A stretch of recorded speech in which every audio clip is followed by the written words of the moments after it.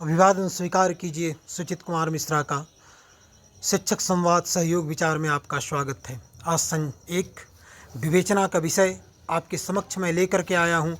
यह है जनगणना 2 चरणों में किया जाना है। जैसा कि हम लोग सभी जानते हैं, सर्वविदित है कि प्रथम फेज का जनगणना जो भारत सरकार करवा रही है वह 1 मई या 2 मई से लेकर के 31 मई 2026 तक चलेगी। इसके लिए अधिकतर जिलों में, अधिकांश प्रखंडों में प्रंगणक एवं सुपरवाइजर का नाम सिलेक्शन कर दिया गया है और इससे संबंधित प्रक्रिया आगे बढ़ाई जाएगी। और कुछ समय के बाद हो सकता है मार्च के अंतिम सप्ताह या अप्रैल के प्रथम सप्ताह से ही प्रशिक्षण प्रारंभ कर दिया जाएगा। सभी प्रंगणकों का, सभी जनगणना कर्मियों का जो जनगणना कार्य करने वाले हैं। आप सभी तो जानते हैं कि जनगणना किनके कंधों पर है? सिर्फ शिक्षकों के कंधों पर है, क्योंकि शिक्षक एक ऐसा प्राणी है जो सभी प्रकार के कार्य कर लेते हैं, चाहे वो पशु गणना हो, जनगणना हो, दानवों की गणना हो, शौचालय की गणना हो, शौचालय की सुरक्षा हो, जातिगत जनगणना हो, समाज सुधार से संबंधित कार्य हो, पर्यावरण से संबंधित कार्य हो, सभी प्रकार के कार्य जहाँ न जाए रवि वहाँ जाए शिक्षकों का कार्यकलाप।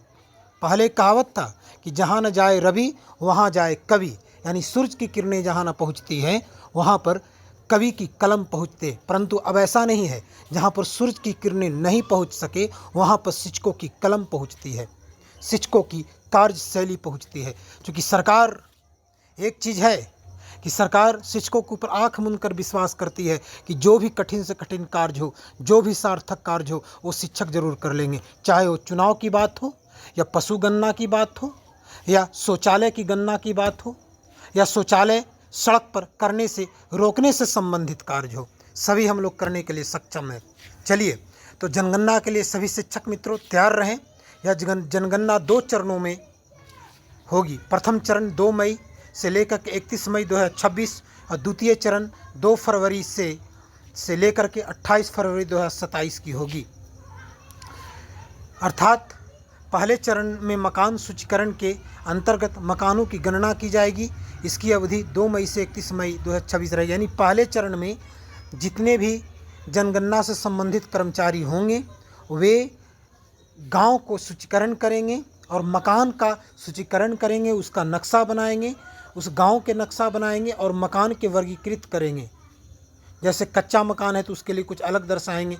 ऐसे ज्योग्राफी के जो भी शिक्षक हैं वो जानते हैं कच्चा मकान के लिए अलग सिंबल होता है, पक्का मकान के अलग सिंबल होता है, मंदिर के अलग सिंबल होती हैं, मस्जिद की अलग सिंबल होती है, कच्चा सड़क की अलग सिंबल होता है। तो मैं समझता हूँ कि ज्योग्राफी विषय से संबंधित जो शिक्षक हैं इस प्रथम चरण की जनगणना को भली भांति, हालांकि सभी शिक्षक कर पाएंगे परंतु यह उनका विषय ही रहेगा।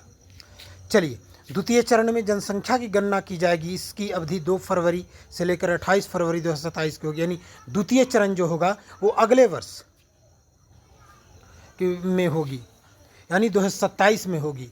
इसके अंतर्गत सभी लोगों का गणना की जाएगी, उनसे संबंधित अनेकों प्रकार के कार्य की जाएगी जो कि अभी प्रकाश में नहीं आया है। इसके बाद जनगणना का प्रकाशन पूरे देश में 1 मार्च 2027 को निर्धारित की गई है। हो सकता है इसमें सरकार आगे पीछे फेरबदल करे, परंतु वर्तमान में जो संदेश प्राप्त हो रहा है उसके अनुसार जनगणना का प्रकाशन फाइनली 1 मार्च 2027 को निर्धारित की गई है। चलिए, तो अपने कर्तव्य पथ पर आगे बढ़ने के लिए सभी प्रगणक, सभी शिक्षक तैयार रहें। चूँकि यह हमारे देश की जनगणना है। चूँकि यह जनगणना 2011 में हुई थी, 11 के बाद 26-27 में की जा रही है। यह सराहनीय कदम है। इससे पता चलेगा कि हमारे देश की आबादी कितनी है। परंतु बड़े दुर्भाग्य और सौभाग्य की बात है, आप जानते हैं कि भारत का क्षेत्रफल 32,87,263 वर्ग किलोमीटर है, परंतु आबादी लगभग 150 करोड़ पार है।